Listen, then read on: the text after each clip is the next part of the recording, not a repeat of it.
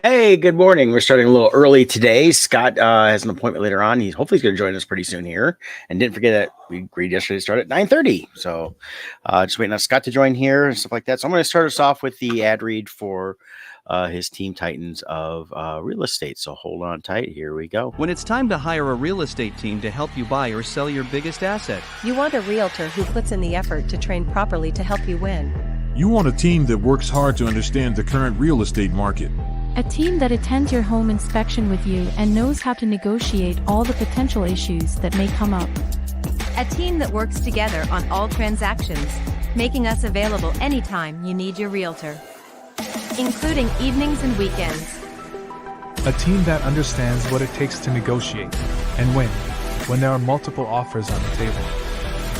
We have been training for this moment. The moment of making your real estate transaction a success. Who are we? We are Team Titans of Real Estate.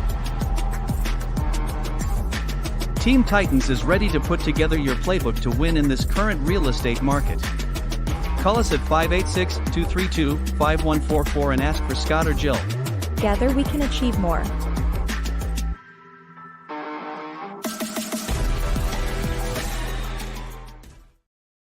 All right. There's Scott's and Jill's Team Titans of Real Estate, one of our sponsors here and all that stuff. So just waiting on Scott to join us here. So I'll just kind of ramble on about whatever here today. We didn't have much scheduled to talk about today. We were trying to figure out what to talk about.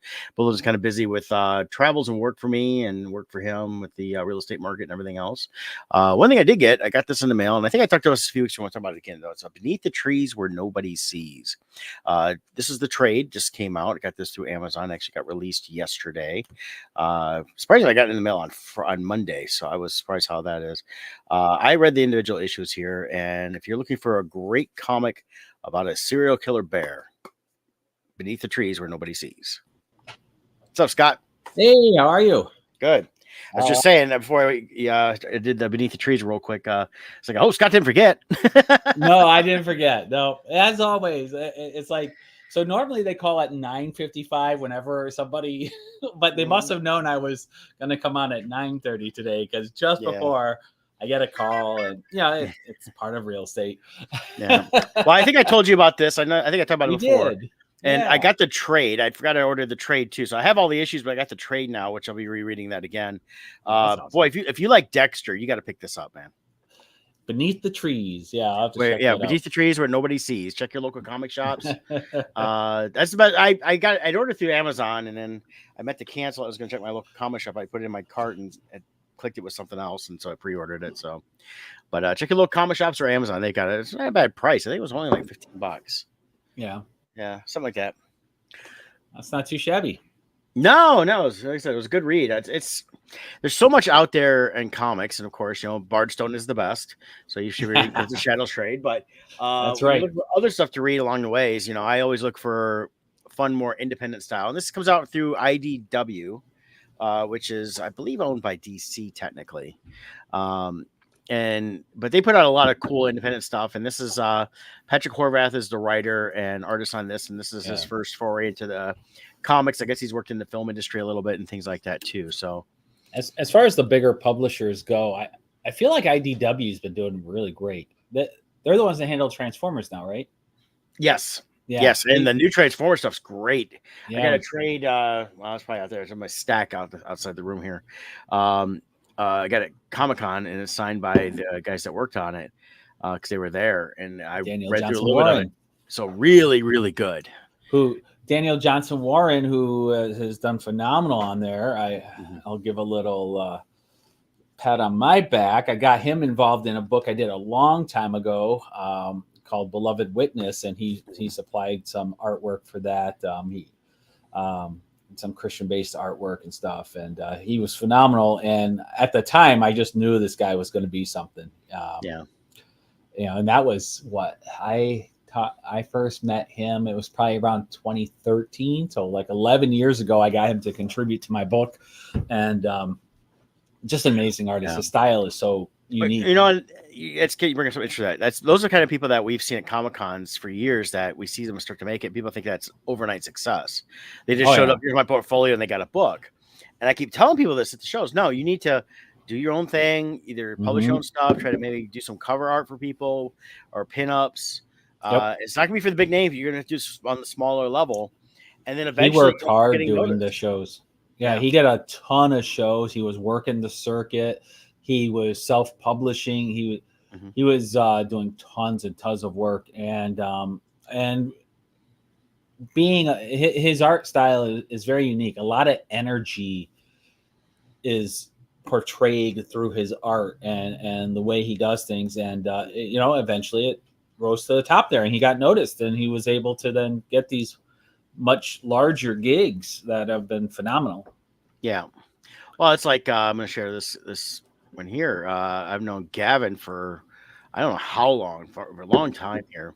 But Gavin, same thing. Gavin was out there just pounding away doing shows. He's a fantastic artist, getting Yep. stuff out there. And you see, he's worked on got Star Trek Mirror War. He got Teenage Mutant Ninja Turtles. He's got some art for sale and stuff like that. Show some of the sample of his artwork that he's done over the years and things like that. Fantastic artist. And that's the thing is, it wasn't just given to him because he just showed up with a portfolio at a Comic-Con. He was setting up, Yeah. selling his artwork, art prints he did, trying to work in some other projects and stuff like that. And next thing you know, you get Star Trek. Yeah. Which actually very interesting though, doing Star Trek and then Teenage Mutant Ninja Turtles. Very different in feel. As Star Trek is a lot of technical, interiors and ships, whereas Teenage Mutant Ninja Turtles tend to be more gritty. You're in the streets, you're in the sewers, so it's very cool that he can go from one property to another. It shows, his range. Right. And the thing is, I didn't read a lot of the Star Trek stuff. I saw artwork from it, though. He's just phenomenal in that. I mean, as with anything, is with the Star Trek, they give them a ton of reference to go on because they have to capture that. Yeah, they're very strict about the likenesses. Yeah. And stuff like that. So, and he nailed it. He nailed the licenses, nailed the interiors of stuff. Look great. Just fantastic stuff. But again, these are people that we've seen at Comic-Cons that I'll take on. Well, how do you break in? You just got to do what I'm doing. You either create your own book and publish it, do some artwork, and you buy a table, you sit down, nobody's going to give you anything. And you got to be excited about what you're doing.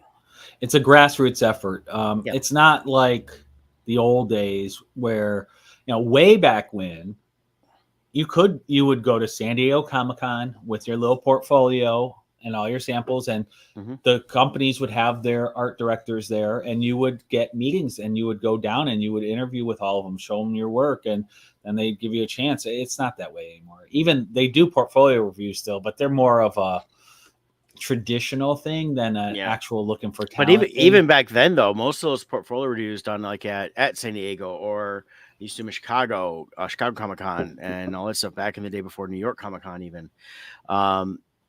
Nobody really got work. Now they would see who you are, they would take note of it, but they'd watch what you do around because they watched. I've had people for years come by that worked for Marvel and DC and just kind of look at the artwork, look at the books, things like that. Talk to you for a minute. Go up and down Artist Alley, and look for talent there. And of course, for a while there, we had the they're gonna come shut everybody down talks, and it's like no, those people are still around. Every now and then I'll see it. It's like.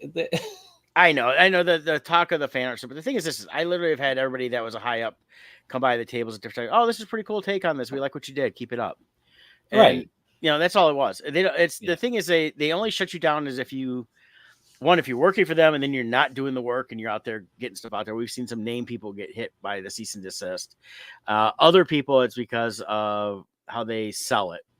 Or you tick somebody off, and you make somebody mad, then next you get a cease and desist because they do that. But most of the time they don't care. If you're showing their product in a disrespectful light, they'll come. Now, every now and then you get jackholes in the industry where like Walking Dead went on this thing where they were trying to claim they own all use of zombies, and like that got shot down really fast. Yeah. But so every now and then you do that. And Paramount, Star Trek, they also can be a pain in the butt and be overzealous on their end. But a lot of people are like, oh, well, they got copyrights and and they take it on themselves to be the copyright police. The only person with authority to enforce their copyright is the copyright owner. Right. And they don't care usually. out of respect for smaller publishers, smaller artists or celebrities who their living is purely on their image. Like Elvira is a good one. Her income is solely from Elvira. And when she does a Right. show, she only makes income off her autographs and the merchandise. So out of respect for her, I don't do that. I had an Elvira piece, but when I learned that how it works and it's not owned by the studio, it's owned by her personally, out of respect, I pulled that piece. And she never sent me a cease and desist or anything. No, she's not. But She will ask people if people selling Yeah. tons of print. She'll go up to say, "Hey, she'll ask. that's my likeness. You guys need to not do that." I mean, I know I've heard of Right. people saying they've gotten stuff because she does have her lawyers and that. But the Mhm. thing is that if Yeah. you contact her and say, "I'd like to do some artwork," a lot of times I've seen enough people do that. Yep. To where, I'm Exactly. sure that she will work with you. Yeah. She may have her terms. Like, Yeah. oh, you can only do X amount, or I need to get paid X amount. Right. Whatever. But as far as the big studios go, they don't care. I mean, that's and another really thing is if you're selling tons of prints, it's one thing. But if you're doing an original piece, if it's original artwork, drawing, pencils, inks, whatever, none of them they could try to say something. But it's like this is original art. I could do that. So yeah, it's printed pieces they can go after. But back to it's like a topic. band. Yeah. A band can do a cover song live. They're not going to Yes. get sued by Metallica because they did a live performance of Metallica's song. Now, if they make cassette tapes of that, cassette tapes, if they, I don't know, however you make them. Well, cassettes making a comeback now, Yeah, but we jumped right back to vinyl, and now we're going back into cassettes. Right. But if you make printed copies, or even, well, I guess streaming too, if you have a channel, you can make. If you try to profit off of the recorded content, even with the public performance, there is some legality in there too, and you still with that, even they still have to get the rights to perform it through the writers guilds and all that. They can't just you can kind of pop up and do it, but you got to be careful with that too, because they can come back and say, hey, Metallica just did Turn the Page and they didn't have Bob Seger's permission and they just sold out a concert for 80,000 people. They might get a notice on that only because the writers correct that stuff. So you have that has to do with the size of the audience. Yeah, if some local band does it in a bar, nobody says anything. No, it's not. There's no infringement. But a major label does. Nobody really does that, but they could. It's just one of those. The hard part now too with the whole issue is social media, and monetizing of content. So, like a live performance typically isn't considered an issue at all, but now that live performance can get posted on your page, and now you're monetized from it, and you get 1 billion views. Okay, now you might get a notice because you're monetizing it, right? So, and a lot of the companies too, I forget what the dollar amount is, but technically speaking, if you make under, let's say, $5,000 or $10,000 off of a print, they don't care. But if you start, that's why you want to avoid doing online sales. That's where they'll be more like, okay, now you're reaching out to a broader audience. You're not just selling at your table. So you just got to be careful with that stuff. Also, know there's a difference between a copyright and a trademark. Copyright, a company does not have to enforce to maintain their copyright. They won't lose it. But a trademark, if they don't enforce, they can lose it and it can become public domain. So trademarks will be more strictly enforced. Trademarks are logos, slogans, phrases, whatever, that kind of stuff. And the character names can be trademarked. So if you start doing, like you do a likeness of Daryl, if you put Daryl Dixon on it, well, Daryl Dixon is a trademark. So they could be more strict because of that. So, because if it's proven in court they haven't enforced their trademark, they can lose it. So there is stricter rules regarding that. Right. But yeah, so it's all different things in that. But again, back to the original topic, people want to know how to break into any of these industries. I don't care what it is. You got to do some work. I mean, you got to get it out there. I get people say, I want to write comics. Great, write a comic. Well, I don't have an artist. Well, go find an artist. Or I can draw, but I can't write. We'll go find a writer. Oh, I want to make movies. We'll go make a movie. I mean, hell, we all got movie studios in our pockets anymore. So, well, and even now, it's about building a fan base, and it's about gaining exposure. Your portfolio is more than just what you're sitting at home doing. You need to have something out there for people to see, maybe even get. And if you're not at a point where you can afford a $400 table and to travel and do that, social media create a channel, do live streams, do TikToks. That's all free. Kickstarter. Kickstarters. Yep. You can fund your project up front so it's not out of pocket. And Yeah. all of these things go into building your brand to get recognized. And well, and I think the big thing is just getting stuff out there. We've seen enough of our pals that are doing stuff in the industry now that they did the hard work. They would set up at shows when they could. They do different things, and then they would take their stuff, say, "Here's what I can do, and here's my skills." And everybody, it's just like in movies. I want to direct. Well, everybody wants to direct, but sometimes they need somebody to actually hold a light bulb. It's, or in artwork, you're like, you can color, great. We need good colors. Oh, hey, you can ink, great. We need good inkists. It's. Right. And sometimes you can get pigeonholed in those, and I've heard that throughout the industry. But at the same time, you keep doing your own stuff on the side, you'll figure stuff out. Also, working with others, networking, because you may have a great talent, but you might not have been the one discovered. You might be working with a friend, and maybe that friend gets discovered. Well, then if they make it up there, they might be able to choose who their colorist is or their inker is, and they may have you come along with them. And then you could help gain exposure because you've worked alongside other people and they trust your work. They know how you work, and they help bring you up too. This industry, people who, and we've talked about this in the past, people who want to be like, I'm not sharing anything and I'm not going to talk to anyone. You don't usually last long because we all help each other. It's a very small industry, and knowing people is important. And I'm not saying do it for selfish reasons, but when you are the type of person where you're helping other artists and you're giving them advice, well, if they get a break, they might remember you and they might say, hey, want to come along on this project? We need somebody like you on it. So it's good stuff. Well, that's what I tell people. It's just about getting out there doing the whole thing. And that's where, and people go, well, don't you have any desire to like work? And they mention any of the big names, big titles. Like I said, never wanted to, as a writer, write the bigger stuff. I've always wanted to do my own stuff. I'm very independent on that.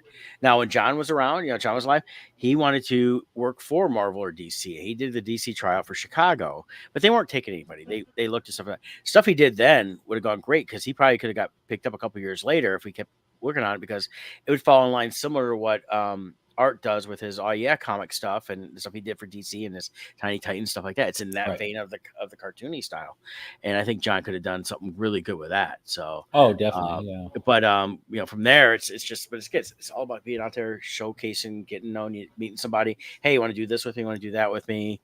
And you never know. And then if nothing's happening, you keep plugging away. Yeah, and a big part of it too is you need confidence in yourself. Everyone wants to be a critic at Comic-Cons. Yeah. And, I say this all the time. Artwork is a language. Everybody's individual artwork speaks a language. And different people at the show, different customers or fans, if they speak that language, they're going to love your work. And if they don't, it's okay if it's not for them. Your art won't be for everyone. I've had everybody come up. I've had people come up and love my stuff, and someone come right behind them going, "Oh, your stuff sucks." Literally say that to me. I'm like, well, that's fine. Don't buy it then.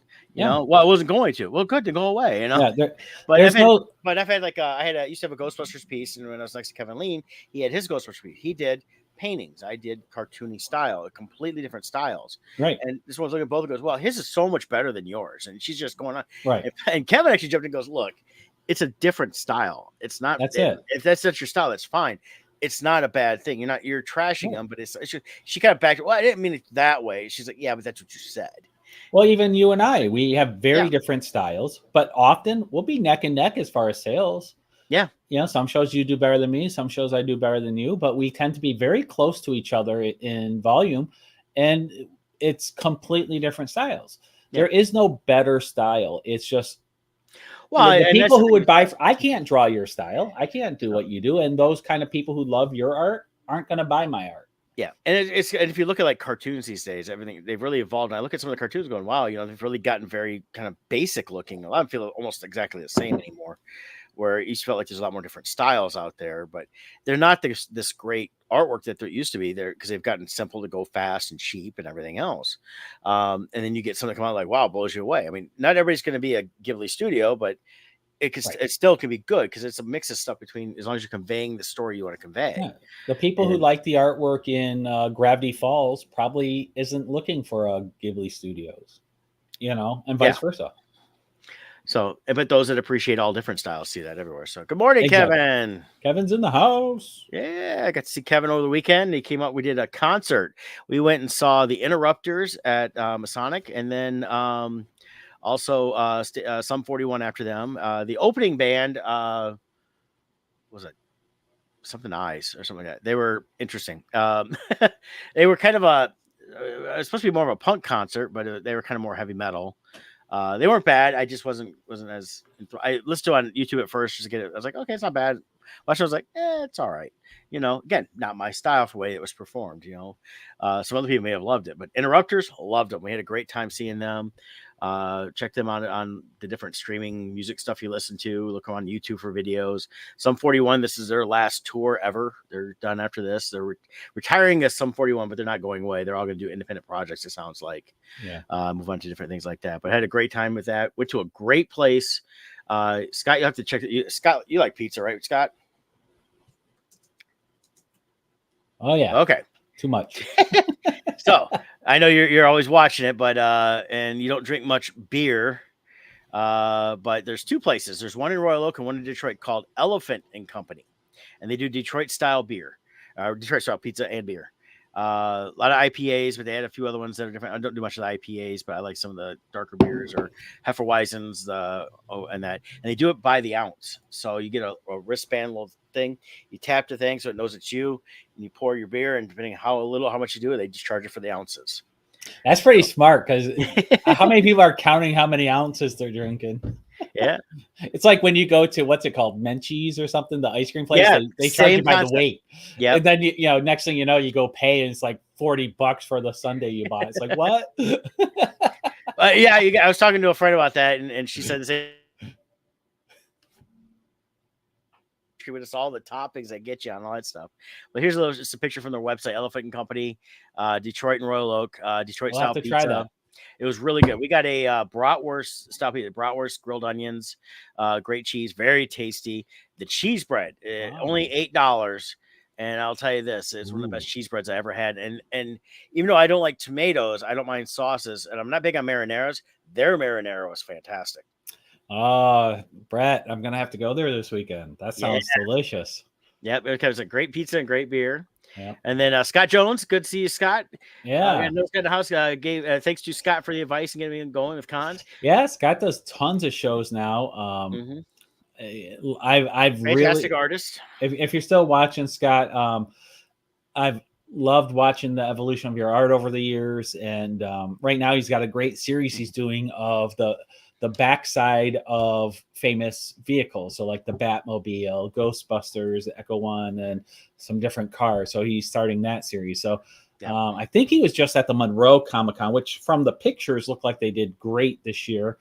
Definitely had a good turnout. So that's awesome. And I am doing Fantasticon Port Huron later this year. And I think Scott Jones is going to be there too. So I'll definitely go catch up with him there. I think that's my only show of the year. Oh, I did sign up for the Fall Motor City, but I'm on the wait list. So hopefully I get into that.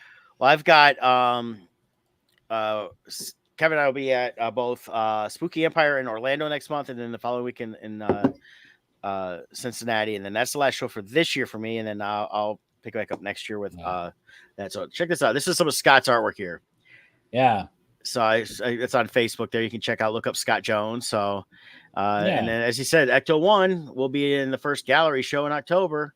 There you go. Fantastic, take on art, showing the backside of the cars. It's kind of, it's a neat concept, just like your helmet series was, something that nobody really thinks of, but it still conveys everything you want to convey about that image. And it's a great item.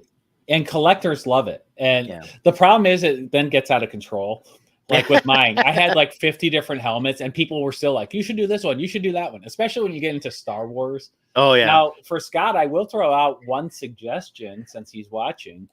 You're doing the backside of cars, but you can also do other iconic vehicles like X-Wings or TIE Fighters or who knows what. So, I mean, the cars are a great starting point, but when you start running out of cars, throw in those other ones. But, I don't know how I don't know if the A-Team van would be iconic enough from the back, but yeah, I think it's definitely a different design would, but yeah, I think it's. But do the X-wing and don't do the full thing. Just do the portion of where with the engines, and you see the R2 unit, and then the wings are going off the panel. You could do that. That way, it's proportionally it's the same as these cars. But I would definitely look at doing those kind of things too. That's how I did, like with the helmet series. I started running out of the helmets, so then I had to get creative and like, okay, I'll have Chewie holding 3PO's head, or I'll have Abby. We did Homer. I had Homer holding a donut. I had Abby holding her calf pow. Yeah. So I started adding those, and people really loved it. Indiana Jones holding the little idol that he stole in the first movie. So those kind of things. So you can definitely branch off and still keep the theme, but it's a little broader theme. So yeah, and just be prepared, because once you get to like 3, you're gonna have like a million requests, and then you start falling in the trap of, oh well, if you only had this one, I'd buy from you. It's like, no, you won't. Yeah, then you see them the next time, you're like, hey, I did it. Like, oh, that's nice, and they don't buy it. Yeah, I had one like that. It was my Serenity one. Now I just have the We Aim to Misbehave one. That was the most popular, but I had 3 different ones at one time to see which people like. One was You Can't Take the Sky from Me, and I'm a Leaf on the Wind, Watch How I Soar. Well, I pulled pretty much both of those, are the Leaf on the Wind one, down, because literally people go, oh, it's just too soon, and it's been like 15 years. It's too emotional to purchase. So yeah, pretty much they loved it. 20 years ago. Yeah. So I did the You Can't Take the Sky for Me, and then I changed it up and did the We Aim to Misbehave, which is going to be the most popular one. Yeah. But I had a couple walk up, and they're in my age range and all that stuff, and he pulled that stuff like, well, if you had such I would buy that. So, hold on a minute. I pulled it out, threw it down on the table. Yeah. And he had just look at me like, oh. His wife looking goes, pay the man. Yeah, she knew he was bluffing. Hell yeah. He goes, well, you had it. Here you go. So it's stuff like that. But yeah, it's artists, we always get to the shows like, oh, well, if you had such and if you drew such and such. It's like, I gave up. I haven't done any new fan art in 7 years.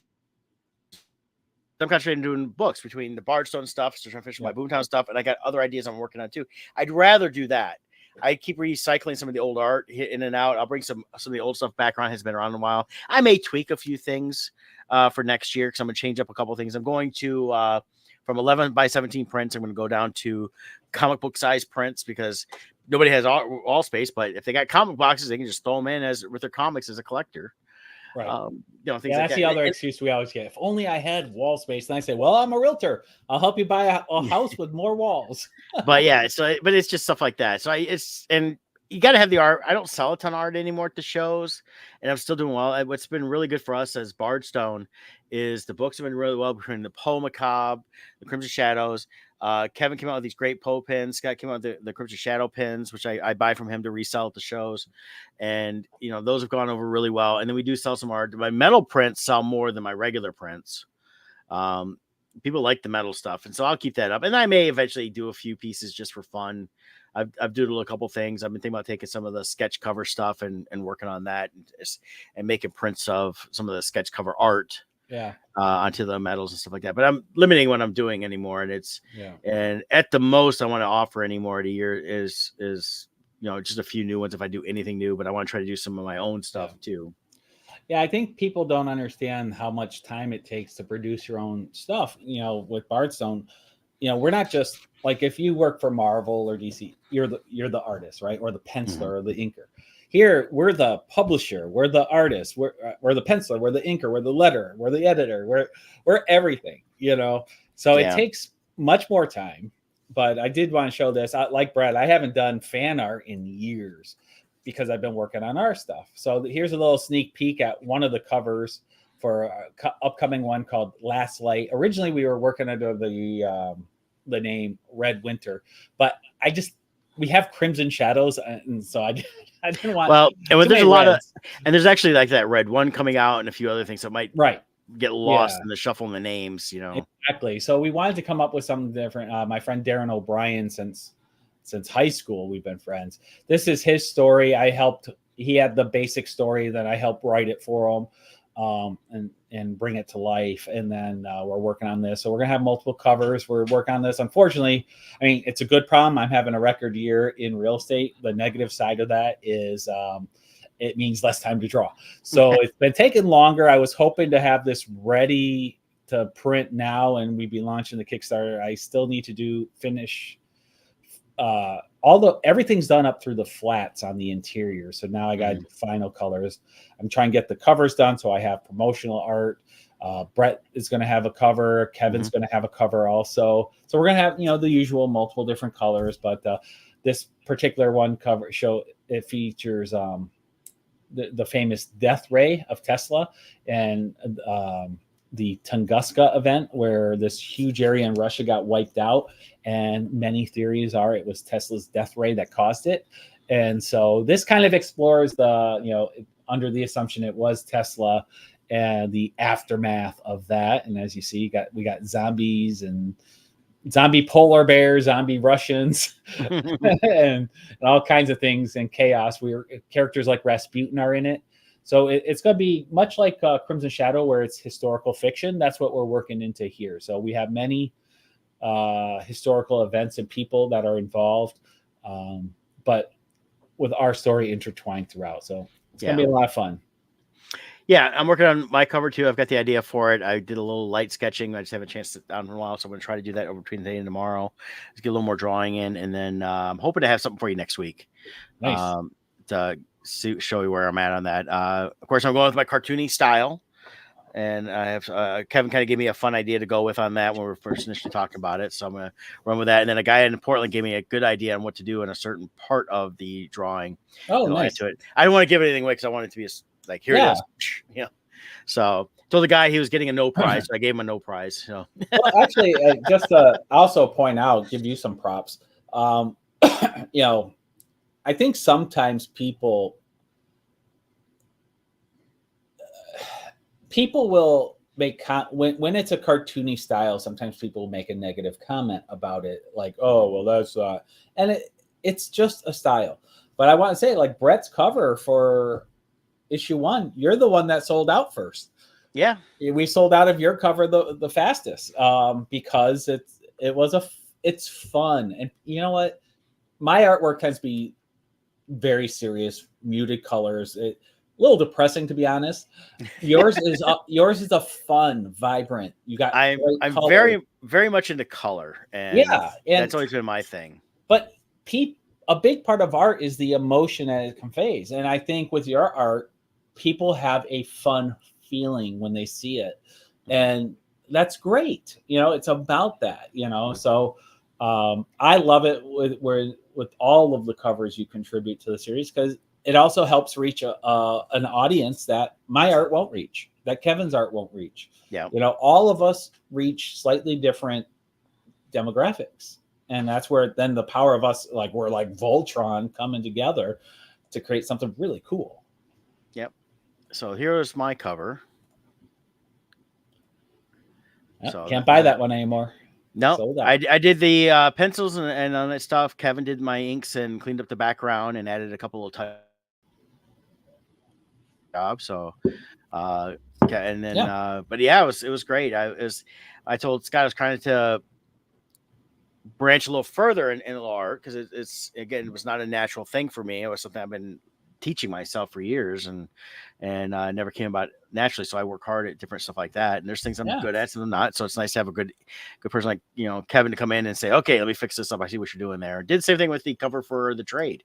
I came up with the main pieces are mine. He did a couple of changes on stuff. We talked about it. Yeah. One thing was making I was going to try to put the city back behind in kind of a silhouette. We decided to take the Big Ben, just make it huge with the just before midnight on the clock and stuff like that. So, but it came out pretty good. People like this one. I have the graded comic still here. It's one of the ones that I was like, I sold one I had. It was 9.6. I kept the 9.8 for myself. So it's awesome stuff. And don't worry, if you're a fan of Crimson Shadows, I've got tons written. After issue 1 of Last Light comes out, I'm going to go shift gears back to Crimson Shadows, and I think I'm 99% sure I'm going to release that as a trade instead of doing the individual issues, just because while I like the individual issues along the way, it's very time consuming to break it up to do individual Kickstarters are very time consuming. Mm-hmm.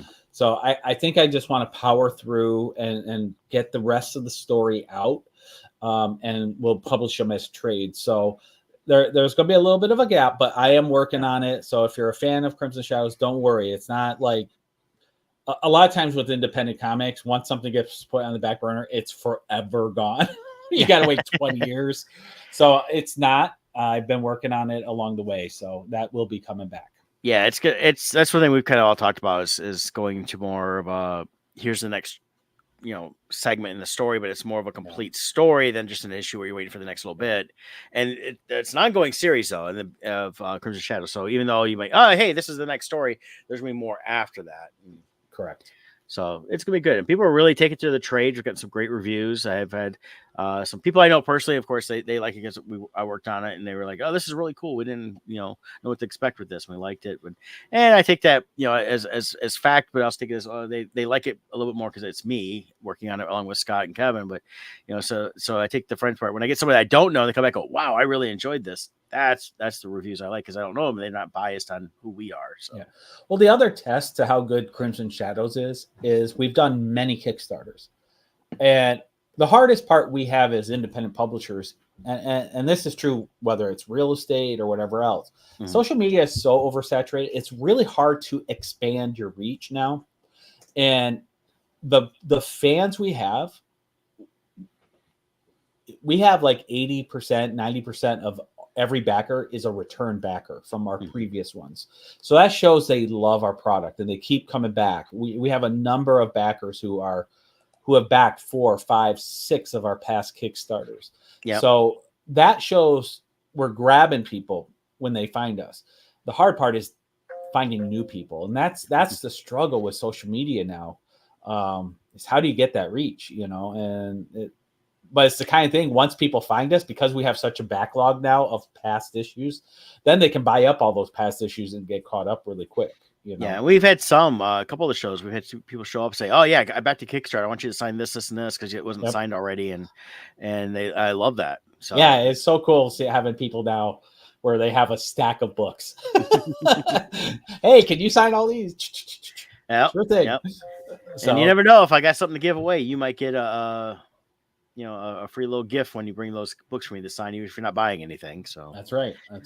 We like people that support the work, and we do appreciate that. So yeah, and the number one comment, I don't know about number one, but definitely in the top 3 or 4 comments is they're always surprised by the level of quality in our books. We don't do cheap paper. We don't do cheap inks. We pay quality printing.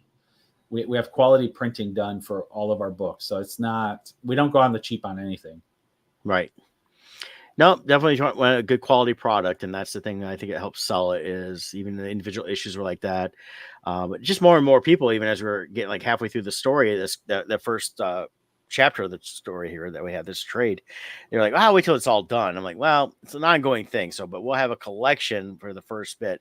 And realistically, when I tell people, "Yeah, it's 200 pages," in regular comic terms, it's like 8.5 issues. Oh yeah, in our thing, a lot of content. 4 plus another technical bonus issue, which wasn't really an issue. It was pages scattered through that extended some of the story a little bit. So Scott want to do a director's cut, just make sure people saw a little bit more of the Ripper, what was going on, add a couple of things in story talk and things like that to add to the whole story. Yeah, I George Lucas did. Pretty much, yeah.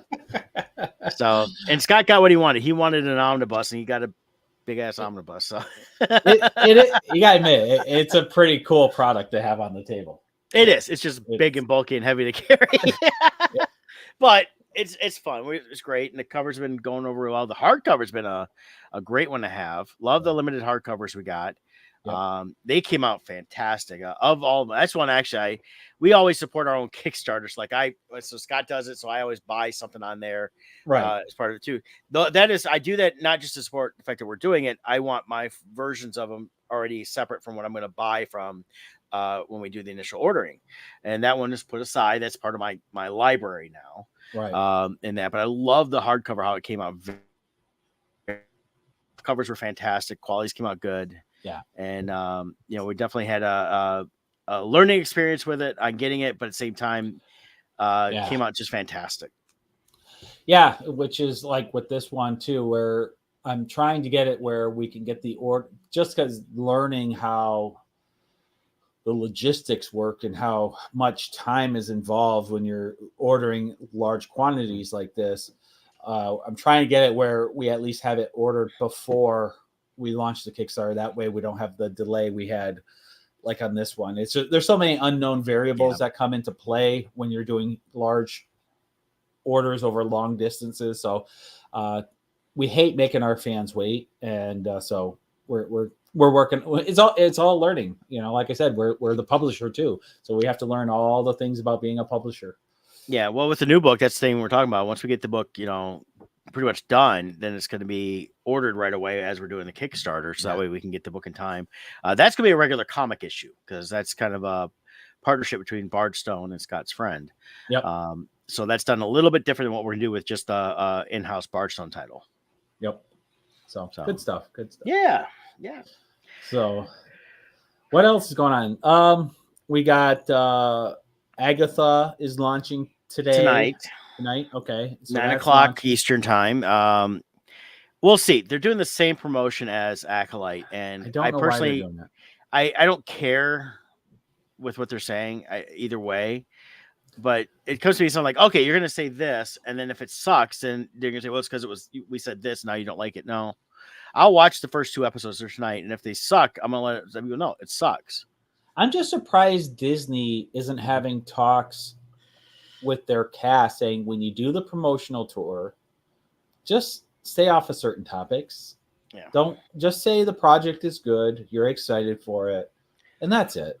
But the story is all they should be talking about. It's a great story. You're gonna, you're gonna love the journey. You're gonna love the ending, things like that. No, they have to go like, no, it's gonna be this again, just like we've heard from the last 3 series they've done, and the Acolyte sucked, and there's too many people still posting about how bad Acolyte sucked, and those are still trying to defend it. People went, no, it was a horrible story. And we've talked enough about that, but it's just, I was not super excited, but I was kind of excited because I was like, okay, this is a different foray in the Marvel universe we haven't really seen visually like this. It's been in some of the comics. The character's not new. It's a little different take on the Agatha character. I like Catherine Hahn as an actress. I always find her funny. Of like some of the stuff she's done over the years. She can play serious. She can play comedy. So she's not just a goofy slapstick. So I was like, okay, I'm curious to see how they're going to handle this. This looks interesting. And it wasn't even based on, the fact that what WandaVision did, but I just wanted to see what they're going to do with this character now on its own. Don't even care if it ties into anything going forward. I was just curious on if they can make it its own thing. But now with all this talk, it's kind of like, okay, so you guys are trying to, divert us from the fact that maybe it sucks now. Right. Everything I've heard out of Disney between Lucasfilm and Marvel last couple of days, they say, hey, and this is the quote again, it's the gayest thing we've ever done. I'm like, okay. Which is interesting because all the stories come about Inside Out 2 is Disney put out an order to make sure that's not the case. And look how well that did.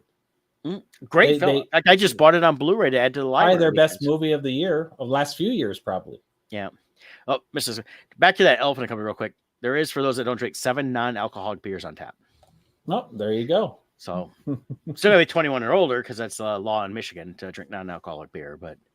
And then you have to be 21 for non-alcoholic beer. Yes, because it's the distilling process that requires it to be 21 or over. So when I shop for people and I get the like the Busch NA, which is non-alcoholic, because of the process, I still have to get their ID. It's Michigan law. I think it's a law anywhere in the United States on non-alcoholic. I think it's because it is technically still brewed like beer. I think it falls in the category like hemp versus marijuana. They're similar products, and hemp has to be tested for THC. If it exceeds a certain level, then they can't use it as hemp. Correct me if I'm wrong, but non-alcoholic beer technically has alcohol in it still. Like there is like a tiny percentage. Yeah. Still in it. So maybe that's why. That would be correct. Yeah. Yeah. but stuff like It's funny. that. I went to this old antique store, and they have all these antiques in it, and they also have the retro candies in it, and they have the cigarettes in there, and the candy cigarettes, and it's just so funny how far society has come. Where it's like it was actually almost like, oh my god, are they allowed to sell these? like, like oh my, and they weren't branded as candy sticks like the newer ones. These had the cigarette logos like on there, and it's just funny how that has evolved with which there's such a shunning of cigarettes, but everyone vapes, everyone smokes marijuana. Like all these other things are everywhere. The vaping is the most annoying because you'll be in line somewhere and they're vaping. They'll be at concerts, they're vaping. You see these chimney plumes going up, basically. Yeah, and they'll be like, well, you can't stop me. And it's like, well, no, they're like, well, you can't smell that. I looked at this one lady, she did that. She has, I know, I was waiting in line somewhere in Portland. We were going into the don't get donuts there, Voodoo Donuts. She goes, do you mind if I vape? I said, well, I'd really rather you not.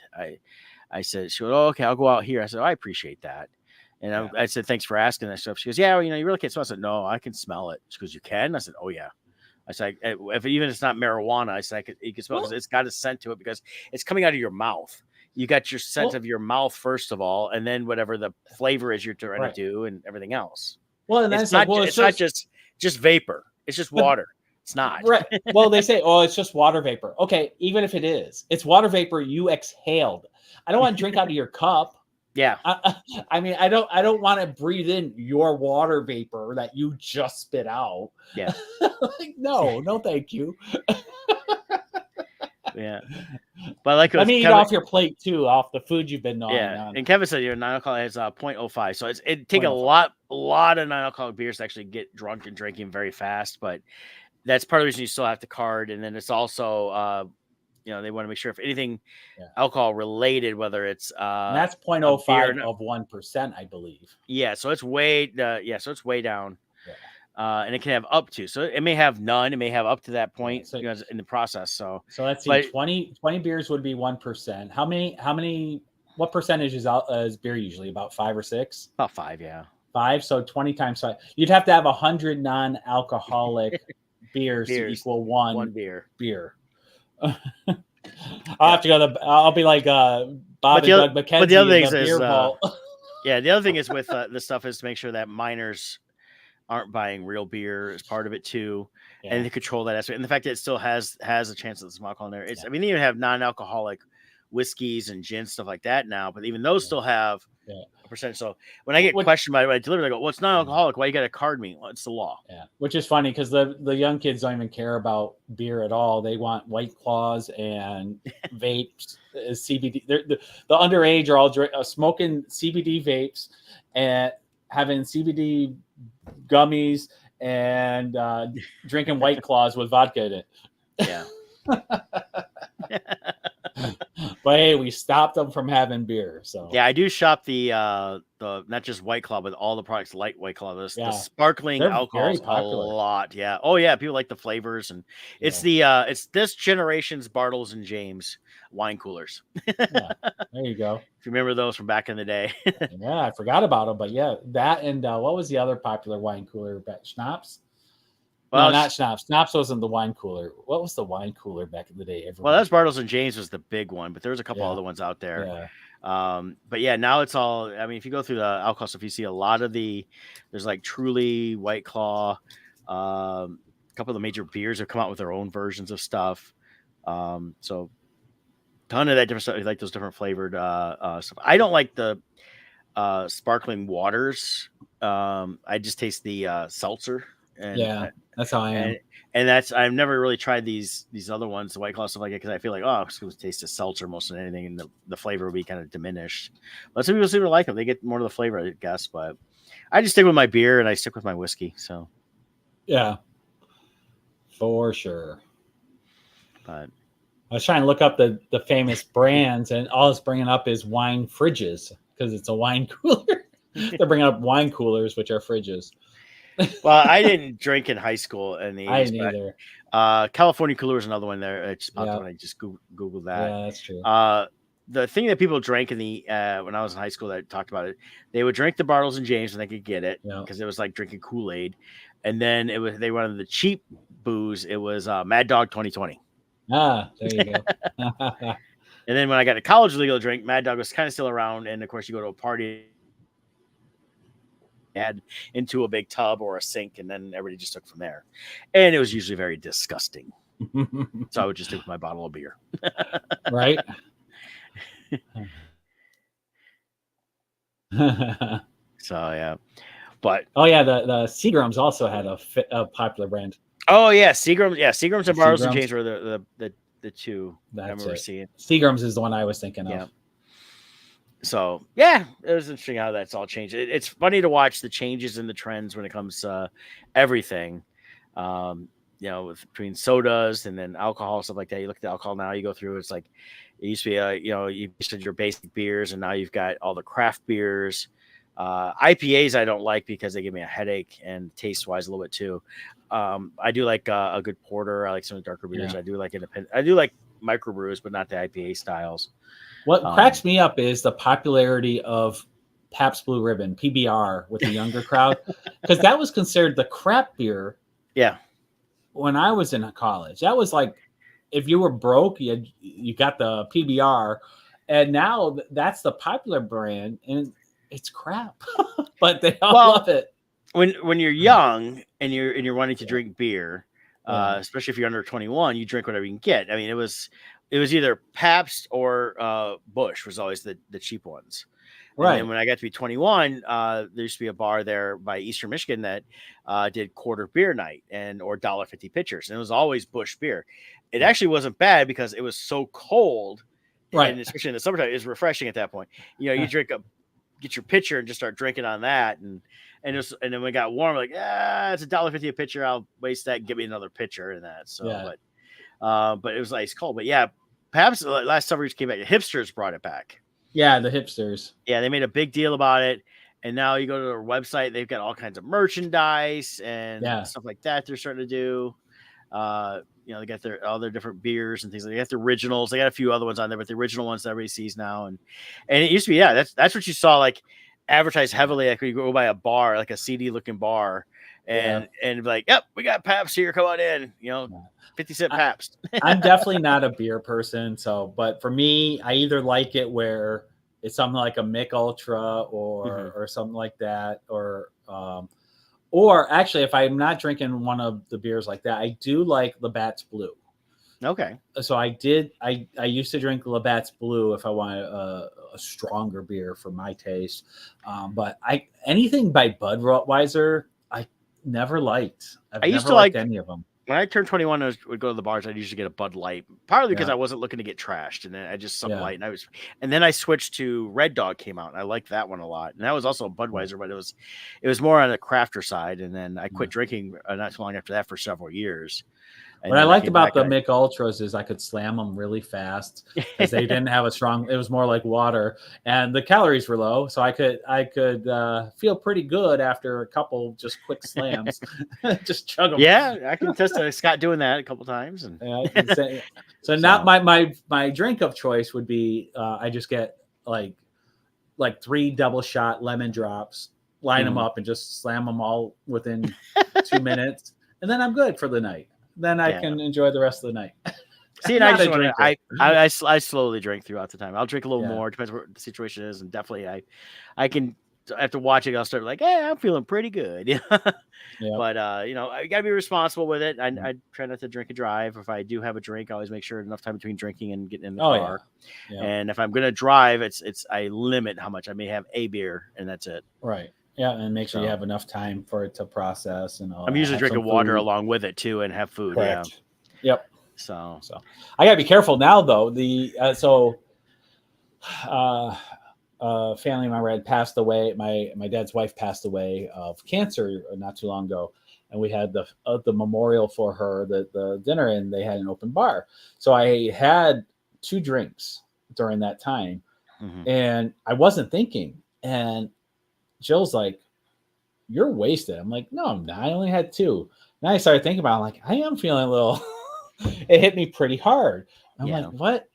why is 2 drinks doing this to me? Well, then I thought about it. I'm on blood thinners from the heart attack. So those 2 beers were really more like 4 or 5 probably in how it affects your affected system me. faster, and your tolerance is way down too. So. Way down. So I was like, oh shoot, I'm on blood thinners. I probably shouldn't have had any.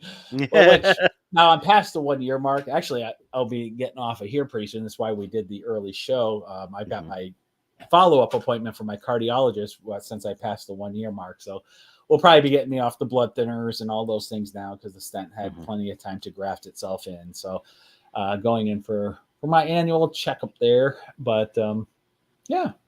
But yeah, tell you what, I could, if it was safe to do, having a blood thinner with some alcohol will definitely reduce your alcohol bill while maximizing your feeling. There you go. Yeah, it hit me hard. I was like, I definitely not going to have any more. Yeah. It went away quickly once I had some food, and I was fine. But yeah. Okay. Well, on that note, we better get wrapped up here so Scott can get out the door. So join us next week. We'll talk some more, whatever. We're just here to ramble. That's the reason we do it. Yep, rambling man. BS. So thanks, Kevin and Scott, for joining us on the messages there. Appreciate you guys jumping in. Another Scott. Another Scott. Yeah, Scott Jones. Oh, I thought you were talking about me, Scott. But yes, Scott Jones. Yeah, thanks, Scott. For showing up for your own show today. And thanks to Brett for showing up. All right. Hey, we'll see you guys later. Bye. Take care.